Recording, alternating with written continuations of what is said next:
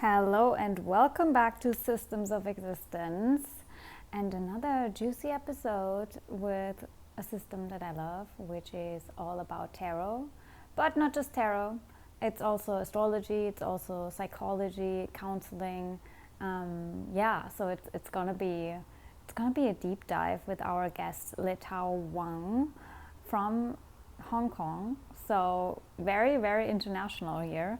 Dubai, Hong Kong, that connection. But before we dive into the episode and how Letao has discovered and found his passion to basically bridge the gap between counseling, psychology, and using tarot and mythology, really. It's also, we talk about Greek mythology and the Greek gods, and essentially also, that's something that Joseph Campbell and Carl Jung really go into archetypes, archetypes that live in our brain and that live through us, really. It doesn't just stop with tarot and with all of that. It's also when we look into Hinduism and Shiva, Shakti, Kali, all of these goddesses and deities. It's all archetypes that live through us and really help us find more to ourselves.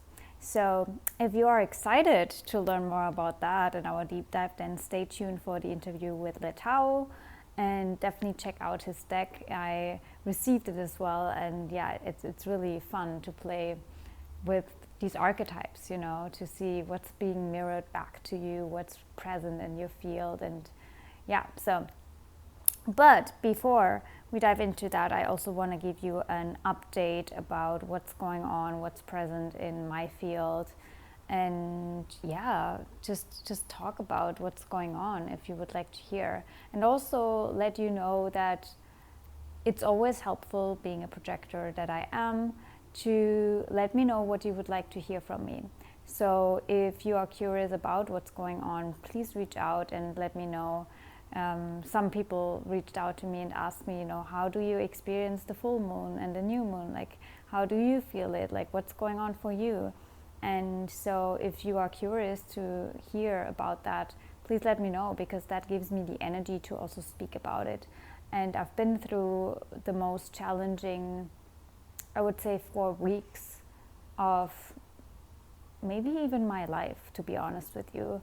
Like the last full moon in Aquarius that was square Uranus just completely fucked me up. Like I'm not even underestimating here. No, I'm not even overestimating here or exaggerating here. It was really brutal, and it put me into a very critical state also physically, which is why I've been really absent again, and I didn't like that because, it was just me launching Systems of Existence and going to Bali and, having had all of these visions, and then stuff happened basically, and everything was just shattered, and that really messed up with my faith, with my hope, with my optimism, with my connection, with everything. And it was very crucial. Like, the state of my health was just, there were a few days and nights where I was really not sure if I would wake up the next day, because my heart was just on the brink of failing, because I got sick, and it really collapsed into a lot of I want to say unfortunate circumstances. And I got IVs and, talked to doctors, but the doses were too high. My body was overwhelmed, and everything just spiraled downward and downward and downward. And I was really afraid and concerned. And then also just didn't have the strength anymore at some point to fight any longer. And just, it was really, really bad. And so, it also obviously was a plot twist, Uranus, right? It literally happened when we had that Mercury-Uranus square, when we had the full moon in Aquarius conjunct square Uranus. And so I knew it was an unexpected plot twist, but it also felt like an interference. And so I was, the human in me was just really, really sad and really just really upset about why this is going to happen like that. And it brought me back to Dubai as well, which initially wasn't really happy about, and I'm still kind of confused, like why I had to come back here. And I just trust and have to trust that it is for my highest good, and that there is a reason, a higher reason that I might understand in hindsight. And I just wanted to share that briefly. Again, if you would like to hear more about what's been going on with my health maybe, or with what happened in Bali, then let me know and I will do a solo episode about it, because it's been a lot, but I also discovered a lot through it. So as painful as it was, I also had an accident after I was sick. It's just like things spiraled up, and I was just feeling like I would never get back out of this underworld and darkness and dense period. But I am slowly crawling up and having my energy back, which I'm so grateful for.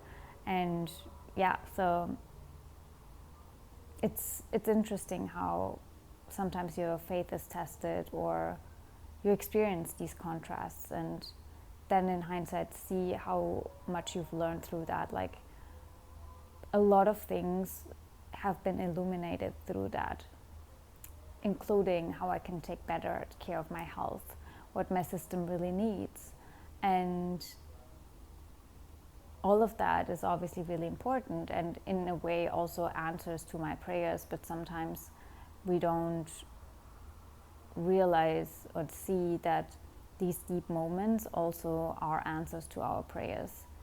And so it's been a lot. And again, I will share more if you would like to hear more. If not, then I'm not going to do that. But it would be awesome to have a conversation around these deep moments of course correction, and how we can find back to ourselves and our strength, really. But that's it for another episode. And so I would like to invite you to, first of all, to reach out basically if you would like to navigate a deep rabbit hole for yourself, if you've been through a lot, if you feel like, gosh, I can't see how this is serving me and how this is really helping me right now, and I feel like everything is going downhill. I would love to guide you out of that darkness, because I know exactly how that feels, like seriously. And it taught me a lot about how I can get myself out of the darkness too. And I'm grateful for that as well, because we need that, right? We need that learning, period.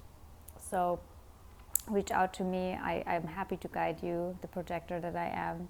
And obviously, if you would like to see what's activated for you right now, and why you might experience these course correcting moments, and where the course correction is going to lead you, then reach out for a reading, info@abracadabrababy.de, or obviously Magic Kathy Official or Systems of Existence on Instagram. All the links are down below. Just DM me, and I'm just a voice message away or a text away. I always like to be, I want to say, approachable and connect with you before reading, because I know how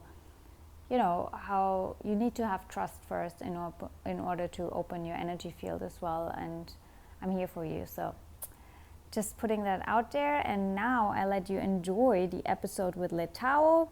Very excited to talk about all things archetypes, and we obviously talked about astrology as well, and Greek mythology, and also Chiron.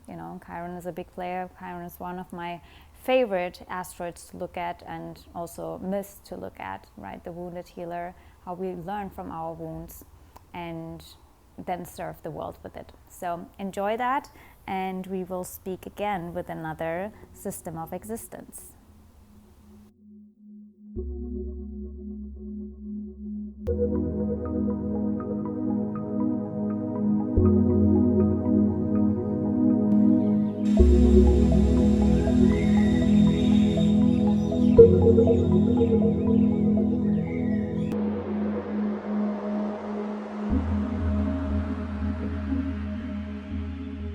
Welcome, Letao Wang, a very, very special guest today. I'm excited to have you here to talk about your new deck, about astrology, about the tarot, but also obviously about what inspired you to create the artwork for it and, why during this time specifically, because things like that, I mean, anyone who works with astrology, I always say that it's like beyond us, the creativity just flows through us. So it's always interesting how new projects are being birthed in the world in a specific time frame. So maybe we can talk about that as well. But before I go into my own theories and interpretations of that, I want to let our guest today speak right from Hong Kong. Very excited to see what your system that you use and your tool really, is here for, and what inspired you to go down that path. Well, first of all, thank you very much for having me, Kathy. It's awesome to be here and to connect. Usually the practice, that I've been doing in all these years professionally is called spiritual counseling. And so astrology or tarot, sometimes numerology and other type of let's say divinational systems. For me, they are the channels that I use in order to serve the purpose of counseling and therapy. And so maybe I'm a little bit different from the majority or the most of the let's say experts who work in the metaphysical and esoteric field, because to me, doing astrology or using cards to read people is not really for the sake of predicting future. It's not really just about that, but for me, because I'm a certified counselor, and so what I really want to do is therapy. Especially, I would say it's kind of interesting transition actually, even after I started my career as a reader, because I was actually trained by a fortune teller in Sydney, Australia, when I was in my early 20s. And he was a very much a very traditional fortune teller. He was using those very, very ancient, tarot decks, right? And his shops, it's very funny, there are skulls, everywhere. So kind of funny, right? And it also kind of like, scary. So what I learned from him in the early days was all about making predictions. So how to be accurate, right? So a client will come to you and they will ask you questions and you are spot on. Those are the predictive the techniques that I learned actually from him, and the really important foundation of astrology and tarot. But throughout the years, actually, when I started to see clients one after another in a professional way, I realized that I was less interested in predicting a client's future. And I didn't care that much about their future, and I cared about their therapy. Because I really believe that what really clients need is their own ability to maneuver their own future, rather than having someone to tell them, this is what's going to happen in your life in 2 years, so deal with it. Yeah, it's like giving people their power back straight away, because that's usually when people come to therapy or need therapy or are in demand of it, it's because they are not in their power, right? And they're not in their 100%. power. And that's what I preach and teach all the time. Like even with my approach to astrology, there is no prediction. Like I can't tell you, I can see and read the energy, and then there is a spectrum of how it can manifest, but it's based on your auric field, it's based on your reactions, it's based on how you've digested the trauma or like the triggers, right? Or the activation that you have. It's basically your relationship to energy that flows through you, which is emotions, right? And so I love that. Yeah, so 100%, right? I agree with what you just said. And so I really feel at least back then, I felt that's what I really wanted to do. And so I made my decision to go back to grad school to complete my master in counseling and clinical psychology, because I really wanted to study counseling and therapy in a very systematic way. Because sometimes you do encounter people who want to challenge you, and say, oh, you say you can do counseling, but you've never studied it. So who are you to counsel me, right? You have no academic background in that, right? So I realized that, okay, so I'm going to study it and I'm going to master it, and let's see if that was going to help with my my career better. And it did, actually, and I learned a lot back in I did my master degree with Monash University in Melbourne, Australia.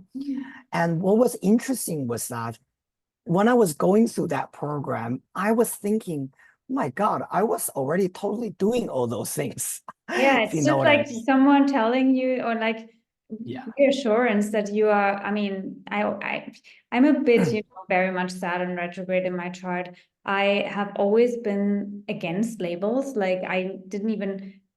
I would have 2 bachelors, but I mean, I didn't finish because I just didn't want to write a thesis, just so someone can Yeah. tell me, oh yeah, now you are the master. Like someone giving you a label. I'm like, I'm Absolutely. not gonna be in a fucking box. I know my shit without it. Sorry to my language, but yeah, Exactly. because Yeah. who came up with Sometimes, you know? yeah. But at the end of the day, right? I mean, certain organizations or certain people, they do care about that. So I didn't really want to do it for, of course, it was not to satisfy, their expectations, but it's more sort of like, something, but, of course, I did learn useful things, right? So that program. So that was good. And even though that was a lot of investment, because, to do a master program was not cheap. It took me about 18 months to finish. And so, so that's has been my career path. Started as a pure fortune teller, as a reader, reading tarot cards, reading people's future, and then slowly I realized what I really wanted to do was therapy. And then now what I do is called spiritual counseling. So astrology and tarot were the tools that I use as the diagnosis part, of the session, and then slowly we move into the counseling and the talk therapy part. Yeah. So that reminds me a lot, or like it just rings a bell, and maybe you have been diving into that too. Jungian psychology, which is all about archetypes, because the tarot and astrology archetypes, 100%. right? Yeah. And then being a Yeah. counselor, therapist, it's like very along those Yeah. lines. Is that something that Absolutely. inspired you? Absolutely. Yeah. So that's really actually one of of course, there are many, many different teachers, right? And, authors who inspired me, but definitely, I mean, Carl Jung was definitely one of them. I would say that he really, the books and, the theories that he had, not even, my teachers, they all followed his teaching and things like that. I was very fortunate that during my career path, I encountered 2 to 3 amazing teachers, even though they were really far away from me. They don't live in Hong Kong; they're all in the States or they're in Australia. But I really feel that those are the ones who constantly inspire us, right? Sometimes it's just one thing that they say, and you realize that, wow, okay, that's what I needed, and yeah, it's kind of interesting, yeah. Do we know them? So one of my favorite teachers that I was fortunate to actually meet in person when I was in the States his name was Anthony Lewis. So he was the author. He published, I would say, I think maybe 8 to 10 books with Llewellyn. So the famous Mind, Body, Spirit publisher in the US, and several books that he published. One of them was called Tarot, Plain and Simple. Oh, I Very, think I this, know that. Yes. yeah, on the cover of the book, it Yeah. was the fool, right? So it was really early. I think that book came out in the either late 1980s or early 1990s. I mean, now, Mr. Lewis is in his 80s already. And there's another book, it was like this big, it's like a dictionary, it's called Tarot Beyond the Basics. And that was a fascinating tarot book. So yeah, so he was one of the teachers who really inspired me and who really just I don't know. I was in awe, just by his vast knowledge and the research that he has done. So yeah. Awesome. So I get it. I work also with, I have a lot of, but first of all, actually, I want to ask you about your top 3, like your astrology, sun, Mm, rising. So I have a little bit of a reference. yeah. Sorry, what's your question again? I didn't hear Your you. sun, moon, and rising sign. Oh, so my sun is Cancer. My Oh, moon Yeah, I'm a Cancer sun, and moon sign same as you. I'm a Capricorn moon, and I'm a Virgo ascendant. When is your Yeah, birthday? Since Cancer season, it's right around the July. corner. Yeah, right in the middle, Cancer time. Yeah, actually, yeah. So early July. Yeah, Awesome. I mean, yeah, you yeah, will have a ride this Cancer season. It's gonna be a lot. With 2 full moons in Capricorn, we love that, right? And then yeah, the new moon in the yeah, middle of it, it's gonna be interesting. So yeah. I want to know, I mean, being a Cancer, it makes sense, and Capricorn wanting a structure and a tool, Virgo rising wanting to serve all of these things. But why? What inspired you? Like, where comes the passion for, yeah, counseling and therapy? Well, one of the important things on my own chart is I have my natal Chiron in conjunction with my North Node. Ooh, I see. And the So Virgo rising. Wow, and where's your Mercury? my Mercury is in the 12th house, the house of Oh, mysticism. So so that makes sense, right? Right. yeah, So my life path is about through studying, mysticism to achieve the art of healing. So yeah. that's where it all comes from. Yeah. And so, what I realized about the North Node is it's never easy, but once you do it, you gain, limitless satisfaction Which house? through that, the 10th. Oh, I see. Oh, Yeah. So that's really about my career path. Yeah. And I've been in denial. No, not I have been, sorry. I was in denial of that for a long time in my early 20s. And I talked about this with a lot of in different podcasts as well. Because it's just not a very um ordinary profession to have due to my own cultural background and I was just family about to culture. say it's with all of that Capricorn moon, Capricorn North Node flavor. It's probably a lot of also, I mean, Mm, in a way, Capricorn moons they are adults when they are born, and they always love to take care of people. Like that's just yeah, they had to operate, and they never had someone to take care of them, right? And so yeah, yeah. Cancer on top of that, I can imagine it's feeling that desire for, like, not repeating what has been done to you. Like, you don't Mm, obviously have to answer if that's too personal, but it mm. usually drives our passion. And if your Chiron and North Node are together, I mean, it makes a lot of sense. Yeah, yeah. I mean, of course, part of it is my own healing, right? So, Yeah. when you have Chiron, a very sensitive Chiron on your chart, and the first part is, how do you deal with your own trauma and difficult past? And then through that, then we transform and Actually, I would love to to focus on right. that, since that's interesting. I have Chiron conjunct my sun in the eighth Yeah, house. okay. So Yeah, you have yeah, Chiron yeah. conjunct, and Chiron in Aries right now is all about reclaiming our power, also collectively. So Mm, maybe the Chiron has always been like, I mean, I say it's the key to healing, it's the key to everything in the chart. It unlocks all the doors. So what is your take on, you know, the deck also, but also what you've written about Chiron in the deck, and then also your personal Chiron story, because it's this wounded healer archetype that fascinates me, and I think is really important because it is an archetype, as we talked about mm, archetypes mm. before, and we Yeah, all yeah. are actually meant to live that archetype in order for the collective to heal, right? Yeah, yeah.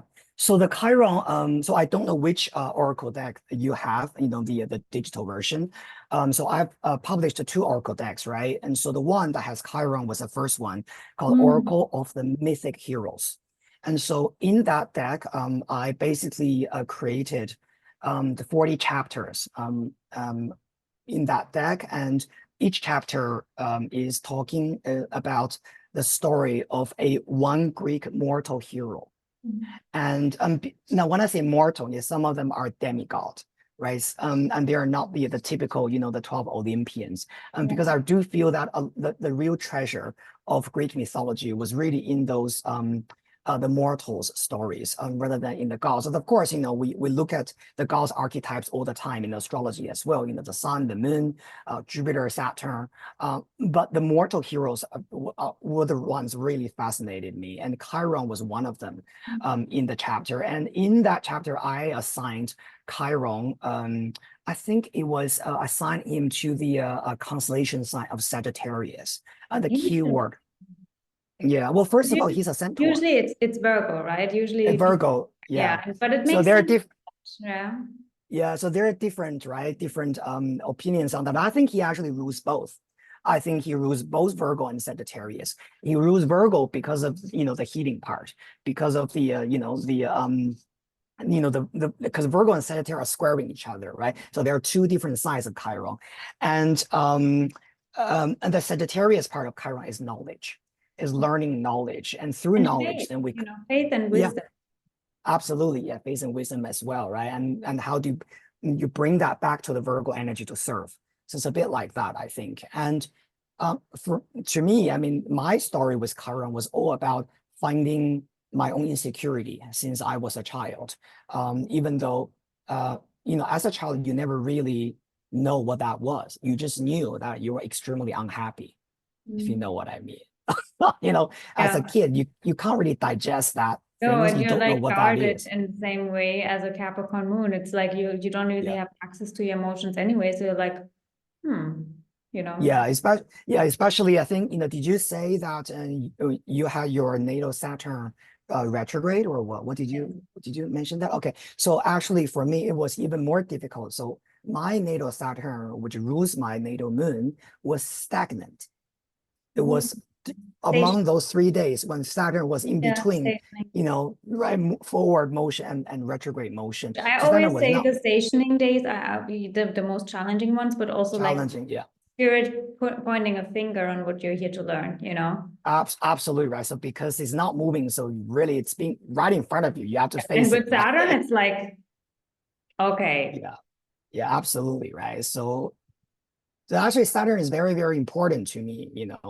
I have other planets in Capricorn as well. So a lot of the things on my chart are ruled by Saturn. So the stationary Saturn, definitely, I mean, played an important role, specifically when I was a child, because I didn't know how to digest and those feelings in me. I just thought that was it because that was the rule. And so my family is very, I mean, I have great parents, but because I was also the only child and the first child and also the only child in the family. So from my parents' perspective, I was a little bit like an experiment, if you know what I mean. Yeah. So they didn't know how to raise a kid. They didn't know what it was to be to mean being a good parent, right? So they were also experimenting things with me. And so a lot of times they were also, I wouldn't blame them, to be honest. I think they did their best. But now thinking back, okay, so they shouldn't have done that. Or, of course, if they had another child, they would have known better. But because I was the first one. And some of those things became actually my insecurity. And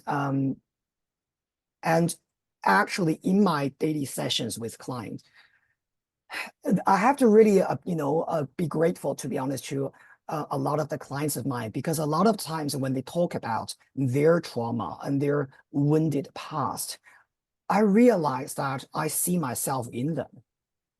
And I realize, well, I totally experienced that too. And of course, in counseling, you have to really be delicate with that, because sometimes if you resonate too much, then we call that countertransference, and that's not good, because you still have to know where to draw boundaries. But it definitely helped me to also see my clients as a mirror.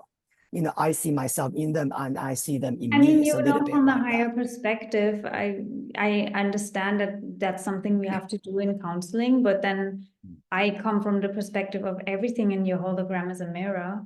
So, there's always a reason. I mean, that's what I mean. I don't know how you work, but I always, after every encounter or session, I know that there was a reflection for me. Otherwise, I would not have attracted that person. And so that's the gift. Obviously, in the session, you have to be professional, but afterwards, you have to do your homework in a way and be like, okay, what was this like showing me, like revealing to me? Why did I create this situation, right?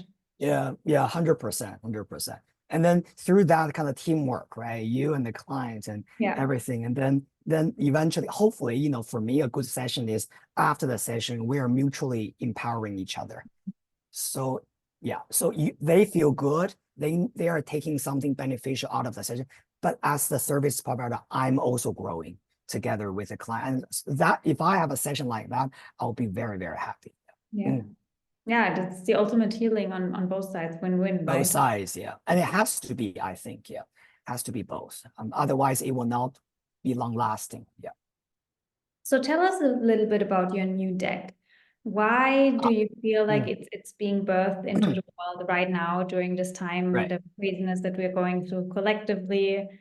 Yeah. So the first deck, like what I said, was based on the mortal heroes and heroine stories. And the second deck is called Oracle of the Celestial Deities. Actually, it came out yesterday. Was the official release day on Amazon. Yeah. Happy birthday. Thank you. Thank you.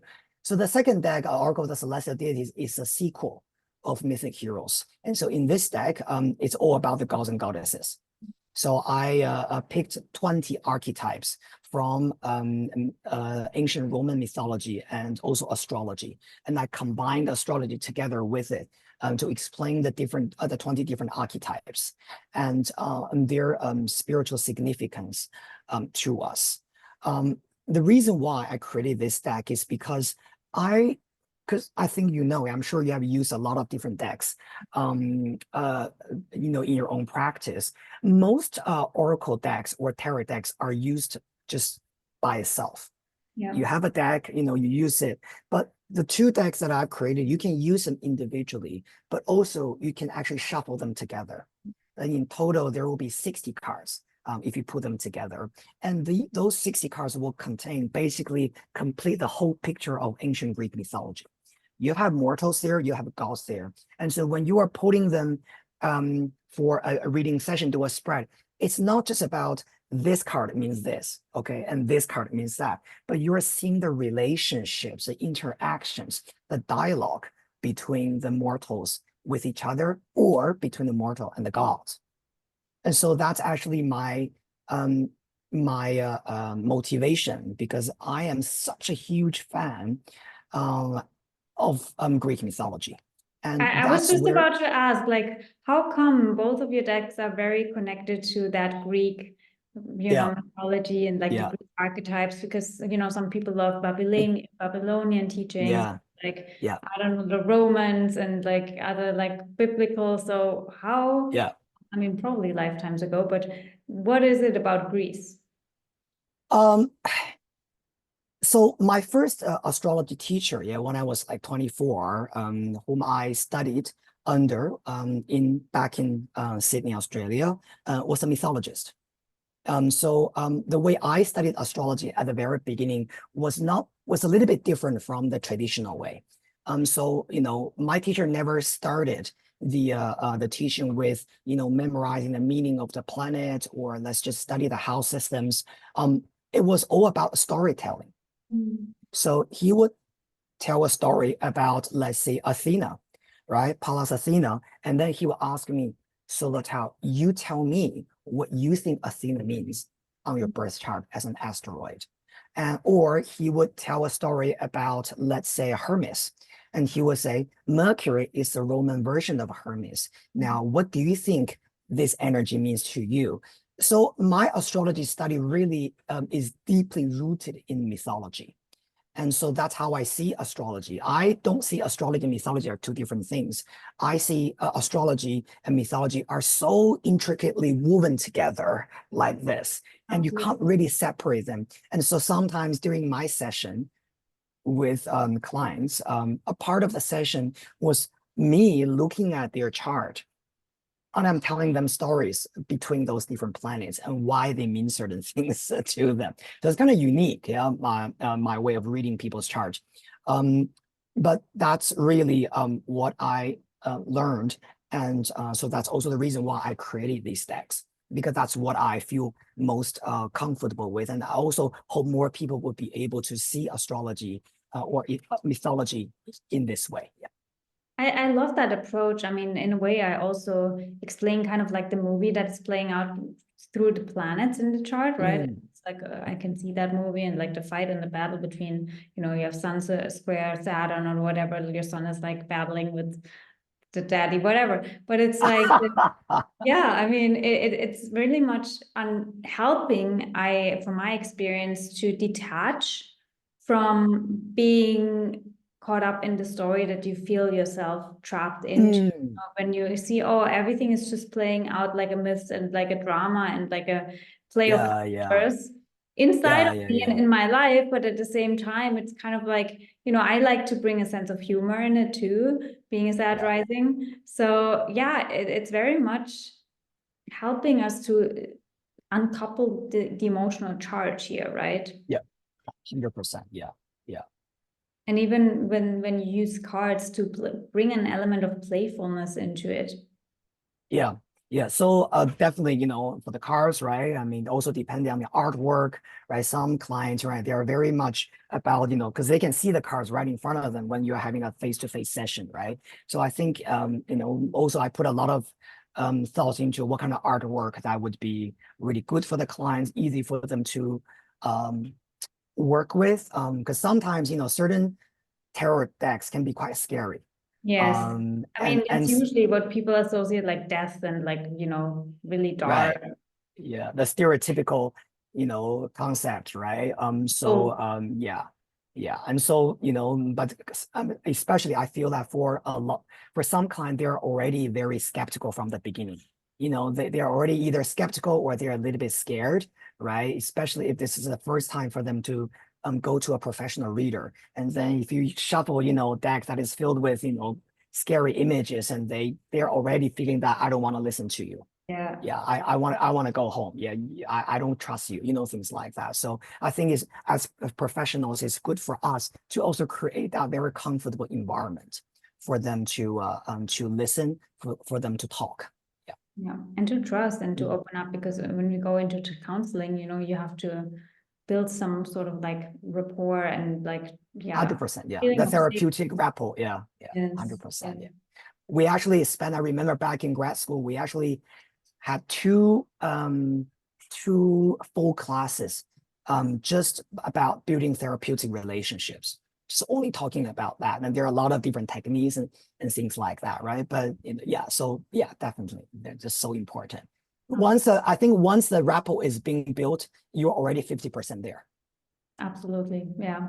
Then it doesn't even matter too much what tool you use, you know, it's like they trust you. So on my podcast, we usually talk about, you know, also what's going on collectively. And as I mentioned, like why specific things are being birthed in a specific time period in history.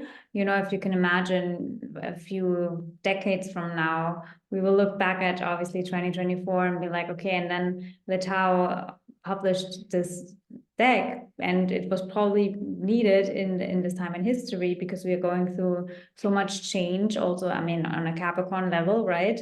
So how do you feel the connection to your greater purpose and the deck, and why it wanted to be out there in the world right now in this moment? To be honest, I never really calculated these things, and I have to be We very never do. honest. That's what I mean. That's why we have to sit there and be like, why was this creation, right? Because it's flowing through you. Why did it want to come into the world now, you know?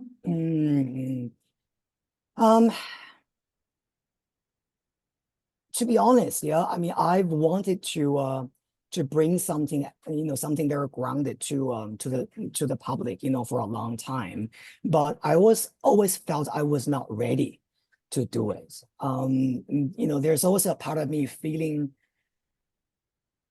partially this could be about, you know, am I good enough to do this? And But you have or Chiron and Gemini, right? correct, yeah. Yeah. Yeah. So, you know, so when it comes to, you know, information and, you know, all these kind of things, right? You get a little bit insecure about whether the meaning that I'm trying to get crossed, whether that is going to be acknowledged, understood or not. And so it took me a long time to actually do that. But so when I really started doing this, the first deck, so Oracle of the Mystic Heroes, was during COVID. So during COVID time, I pretty much, we're all stuck at home, and Hong Kong had very strict quarantine rules. I'm not gonna tell you how, but it's quite gruesome. I mean, I can imagine. Yeah, we're not allowed to do a lot of things here. I So think back then I saw some things on TikTok, where it's like Chinese people are definitely going through things right now. oh yeah. I mean, Hong Kong was still better because it's what do you call that? Hong Kong is SAR, so a special administrative region. So we have our own government. But in mainland China, it was even more like strict, right? Literally, people's door were being like locked. You can't get out of your own door because the government will put things outside your door. You can't get out of your house. Well, we never had that in Hong Kong, but still it was very, very strict, right? And so during that time, I did a lot of reflection about what I wanted to do and what it means to me. And when I spend all this time at home and doing online sessions, because you're also trying to not to do face-to-face sessions, right? And so it's just something hit me at that time. And so I started writing, even though without really the intention to really publish it. Again, that Chiron in Gemini was telling me that, one of the biggest reasons to be honest, one of the biggest reasons I had and the insecurity I had was because, English is not my first language.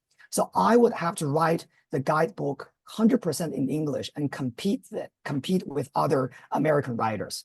How am I going to do that? And that's actually one of the biggest insecurity that I have. And I was even thinking, if I dare to send this to any publisher, probably I'll be making a spectacle of myself. Well, right? Because for some reason we share that, because I've written material for 5 books, haven't published anything because of this, in a way, similar insecurity, where it's like insecurity. I'm German, so also English is not my first language, and then it's first of all the insights and what you want to share. Or like, will people think I'm crazy? Is this good enough? Like, it's this like, am I a genius or am I a freak? And then at the same time, English is also like, does my point even come across? Yeah. Oh, I totally feel it. Yeah. So yeah, 100%. So I was even thinking, I just want to write the book maybe for myself, or I'll just see how that goes, right? And then when I really spend a lot of effort into designing it and writing it, and then of course it was not a smooth path, and I made mistakes here and there, some big mistakes actually, but eventually I think the universe was kind enough to bring me to the right publisher. And I really feel sometimes these kind of things is a little bit like finding your life partner. Yes. Once you find the right one, that's it. You don't need to pretend to be someone else. They will love you for who you are. They are like cheering you on. Yeah, and they will believe in you. And so I really believe, and so sometimes I feel, to answer your question earlier, right? So how does this all come together? And I always feel that, at least for me, is I don't really have to have the final goal in front of me and thinking, how am I going to get there?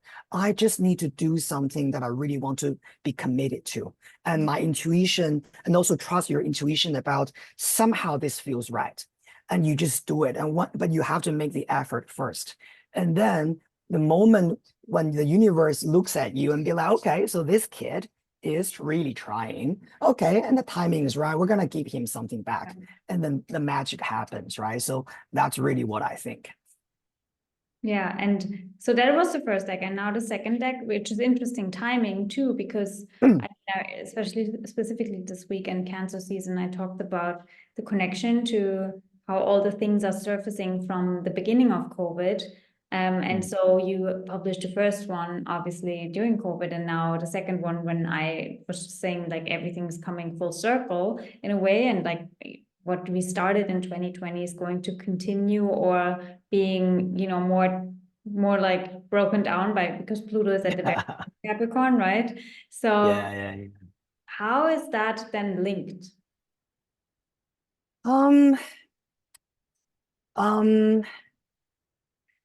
Well, I mean, this is all in hindsight, right? I mean, when I look back at how this process went, I mean, it makes a lot of sense when you're looking at the secondary progression and also the transit that is I love happening that. actually, I love them. right? Right. And on my own chart. And then you realize, oh, okay, that makes sense. You know, this is when this planet transiting in this house in that year. Oh, that's how we sign a contract. Oh, you know, so but only in hindsight. Because I also sometimes I try not to put ideas in my own mind, if you know what I mean. Yeah. Yeah. So I don't know if I'm sure you do that too. You look at your history, right? And you'd be like, okay, I love that's the weird thing. I never really work too much with my current chart. Sometimes yeah, yeah. I more so I'm always in awe, like looking back in hindsight, I'm like, oh, well, that makes Mhm. sense. Because then it's Yeah. like I always say cosmic poetry, how everything played Yeah. out. And of course, it's Yeah. beyond us, we are not doing Yeah. anything. Yeah. 100%. Yeah. Yeah. So I have to trust the process, right? Always, It's always. a part trust the process. Yeah. Mhm. So what are your current, now obviously that your baby's been birthed right before Cancer season, what are Yeah. you focusing on right now, and what Now, is your contribution to, helping us all shift into a more peaceful, harmonious shift yeah. that we're going to Yeah. have with, I mean, you can also share how you see that end of Pluto in Capricorn, and the beginning of, Pluto in Aquarius, because it is one of the biggest shifts that we will ever encounter in this life, right? Pluto inquiries, to be honest, I mean, for me, I mean, to be honest, we're already seeing a lot of things, right, related to Pluto inquiries. I mean, all this, let's say, technology, AI, right? But it's already bringing a little bit suspicion and, you know, how people manipulate things taking advantage of modern technology. You know, I remember very clearly, it was several months ago, I saw something on the news. Yeah. It was about Taylor Swift and someone, you know, we don't know who that was, but someone used AI to create pornographic, Oh, you know, images of Taylor Swift. It was very vulgar, but it looks like real. Right. And so AI can do that. And then that person actually put those pictures on Twitter, or now it's called x.com, whatever you call that, right? And you know, then within several hours, you know, already millions of people have seen it. And then Taylor Swift found out, and she said she's gonna, sue this person, you know, getting lawyers and things like that. So when I saw that, I was like, this is Pluto in Aquarius. This is what this is about, you know, AI, you know, all this kind of modern technology is what Aquarius symbolizes. But when Pluto is there, we have to really be careful because Pluto can bring all kinds of manipulation, secrecy, right? Control and things like that, or what is happening behind the curtain. And specifically, I think for people who have, let's say, their natal sun, moon, Mercury, or even Venus in the very early degrees of the four fixed signs. Perhaps, you know, during this year, next year, the year after, you know, the next, you know, the 3 to 4 years, because Pluto is so slow, right? So, you know, possibly they also need to deal with, you know, things related to that, you know, how they're going to deal with their own inner fear of losing control or something that they have no control over, but it's happening at the backdrop, right, of their life. Yeah, so I think that's really the theme. Yeah. so what am I going to do? Because that means my Mercury will be affected. Oh, really?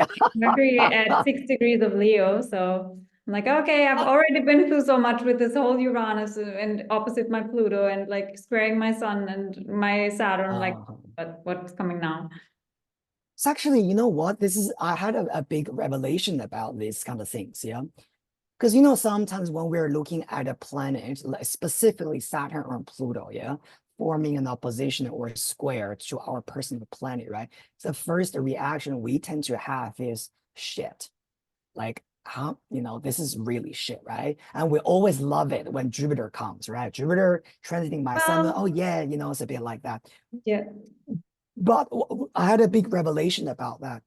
And I realized that it's not really about what do I deal with that, but it's more about this is my opportunity to really experience this not client, sorry, to experience this planet in this position in a very real way. I mean, and yeah, and in the highest, I always say Pluto is the soul. So I love Pluto transits because it means that, you know, I'm being like, my ego is maybe a little bit afraid and like, wants to avoid.